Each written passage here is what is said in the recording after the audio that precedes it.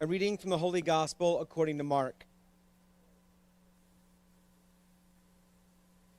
Jesus said to his disciples, "Be watchful, be alert.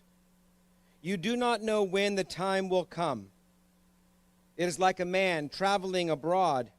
He leaves home and places his servants in charge, each with his own work, and orders the gatekeeper to be on watch. Watch, therefore. You do not know when the Lord of the house is coming, whether in the evening, or at midnight, or at cockcrow, or in the morning.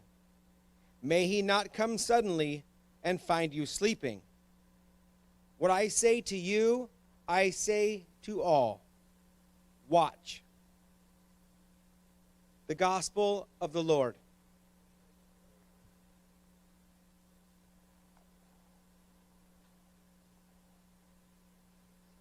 As we begin this new liturgical year, as you heard, we are admonished to be watchful, be alert.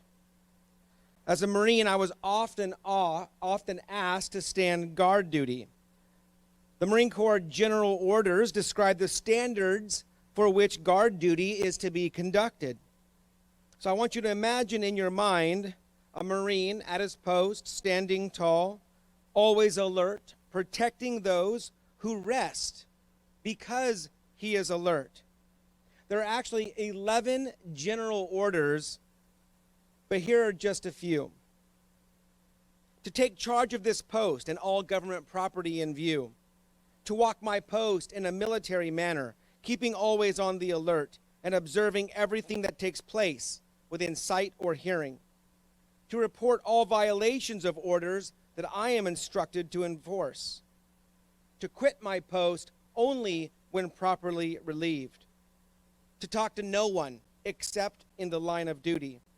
To give the alarm in case of fire or disorder. To be especially watchful at night and during the time for challenging.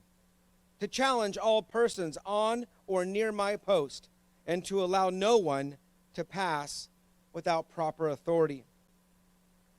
With great pride, I stood my post as generations of Marines had done so before me. The Marine Corps actually just celebrated its 245th birthday. And even now, Marines stand guard around the world, standing their post, observing these 11 general orders. We remained alert and at the ready because the enemy is always looking for an opportunity. In fact, every movie you've ever seen, I'm sure, when someone is able to sneak past the guard shack, it's because the guards have failed in their duty to remain vigilant. They're watching TV, feet up on the desk, they're playing cards, they're laughing and joking, having a good time. Meanwhile, someone is able to sneak past the guard. Imagine this. Same thing is true of Christ's church. Jesus is telling us, like good Christian soldiers, be alert, be watchful. He says, watch therefore, for you do not know when the Lord of the house is coming. May he not come suddenly and find you sleeping. My brothers and sisters, the enemy is real. To sleep on your watch is to invite distraction and ultimately destruction. For 2,000 years, not 245, for 2,000 years, this Holy Roman Catholic Church has stood ever vigilant, ever watchful, always waiting for the return of Christ. That's what this Advent season is all about. It is not just an anticipation to celebrate when Jesus came into the world 2,000 years ago. It is also a mindfulness that Christ will return, and we need to be ready. Good Christian soldiers, on guard, on duty. Good Christians have been baptized and confirmed and have stood their post with their eyes on the horizon. This is our watch. My brothers and sisters, listen to me. This is our watch. This is our time. This is our generation when we stand tall, when we go to battle with the demonic forces of evil. And I'm telling you that they're there. St. Paul warned the Ephesians in chapter 6 to be on guard. Listen to what he says. Put on the armor of God so that you may be able to stand firm against the tactics of the devil. He says, our struggle is not with flesh and blood. It's with principalities, with dark powers, with world rulers of this present darkness, with the evil spirits in the heavens. He says, therefore, put on the armor of God. Did you put on your armor this morning? Put it on so that you may be able to resist on the evil day, and having done everything to hold your ground.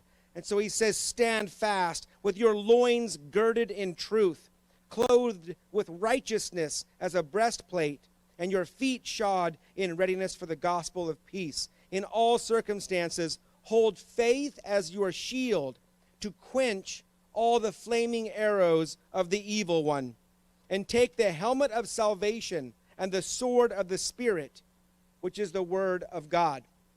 I know it's not popular to use this military images these days when it comes to being a disciple of Jesus Christ, but I'm here to tell you that the battle is still waging on. And the first people to die on a battlefield are those who refuse to believe that a battle exists in the first place. Many Christians wake up and don't put their armor on. They walk into a battlefield with their boxer shorts on. And unfortunately, that's pretty funny, huh? Right? I heard that. Guys, this is something that we're not being mindful of as disciples of Christ. We're pretending that a battle doesn't exist at all.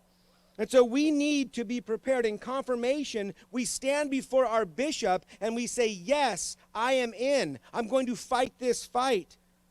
And so that's why Advent is so important to us. We need to make sure that we stay awake. How do we stay awake? Well, first of all, we need to make sure that we're not falling asleep and being distracted by worldly affairs.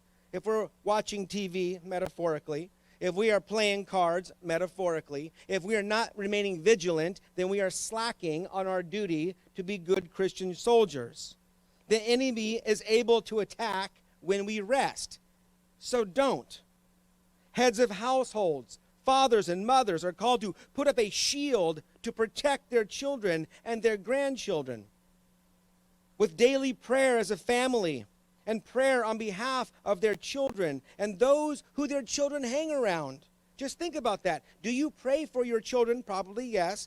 Do you pray for your children's friends and their families? Do you pray for your children's future spouse, that they are remaining holy, that they are not being harmed by the evil one, even as they grow older?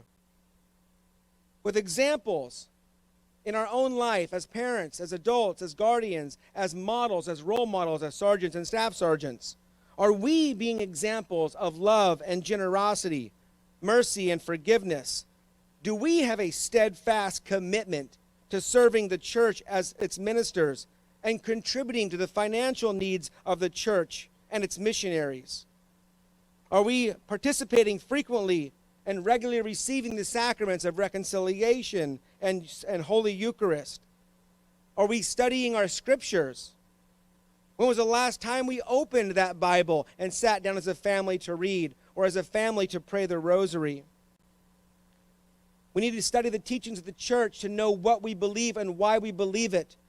As a Marine, esprit de corps was so important to us. We had to learn the history of the Marine Corps. And the more that we learned, the more that we loved it. And the more that we loved it, the more we were able to die for it. And the same is true of our church. As we learn our church's teachings and study those teachings, we begin to love that church even more and more and remain ever vigilant, stronger, and able to defend the truth of the church's teachings in word and deed. In all of these ways, we stand firm. In all of these ways, we stay awake. We walk our post, ever alert. And so I leave you with this charge to stand guard, Christian soldiers. Stay awake. The enemy lurks. There is no doubt about it. The flaming arrows from the evil one never stop. With all of the garbage in our world today, we must remain ever vigilant with our faith as our shield. The enemy lurks. He never rests. And so what I say to you, I say to all, watch.